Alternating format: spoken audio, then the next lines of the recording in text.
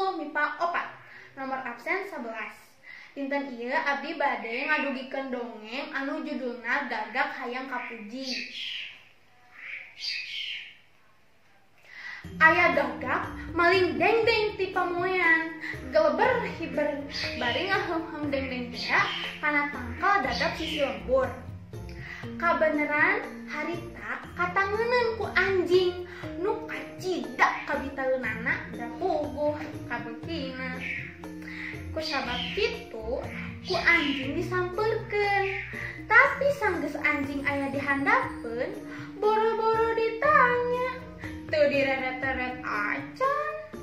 Anjing mikir piakaleun supaya dendeng teh kapit milik ku manehna. Sanggeus manggi, anjing ngomong, "Nuh, aya manuk alus-alus teuing, pamatukna panjang, bulu hidung, tapi mari lemes kitu. Manuk naon yang ngaranna? Kawas mah moal aya tandingna dibandingkeun jeung cendrawasih ge moal eleh." Mimitina mah omongan anjing teh teu didenge. Tapi sanggeus aya omongan moal eleh ku cendrawasih, gagak atau heuntisan. Manehna kungsi menang beja yen cendrawasih teh manupang hadena.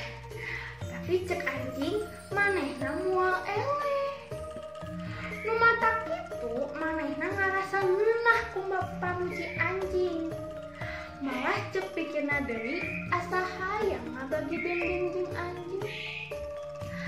Ngan ku sabab hese meulahna kahayang teh teu kalaksanakeun. Anjing nempo beungeut gagak marah mai sanggeus dipuji ku manehna. Cek pikirna pasti usahana hasil.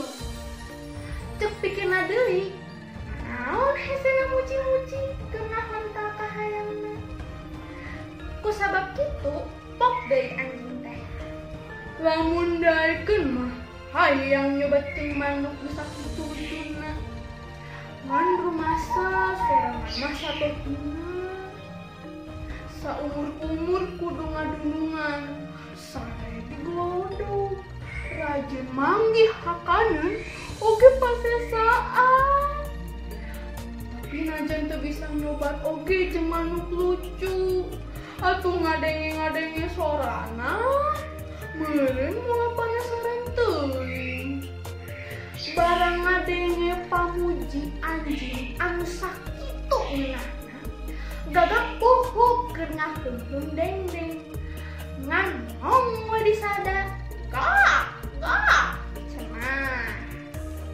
Atuh barang ngapa matukna barang pukwe dendeng teh murah. Anjing gancang ngantok dendeng nu murah teh tuluy dihakan dinu bala. Gagak nu hanjakaleun mah teu ditolik. Sababaraha jongjonan gagak teh cindek we dina dahan, bari ngararasakeun teu ngeunahna ku kalakuan anjing. Manehna karek ngarti yen anjing muji bebeakan teh hayang dendeng nu keur diheum ku manehna. Tidinya geber gagak teh hiber kana tangkal kai rek meangan hileud keur ganti dendeng nu disanto ku anjing. Alhamdulillah parangtos rengse abdi ngadugikeun dongeng anu judulna Gagak Hayang Kapuji. Pesan moral ti eta dongeng teh nyaeta lamun boga kadaangan ku daek babagi ka anu lain, sarta ulah ngarasa gede hulu ku pamuji batur nu can puguh bener. Sakitu wae ti abdi. Hatur nuhun. Assalamualaikum warahmatullahi wabarakatuh.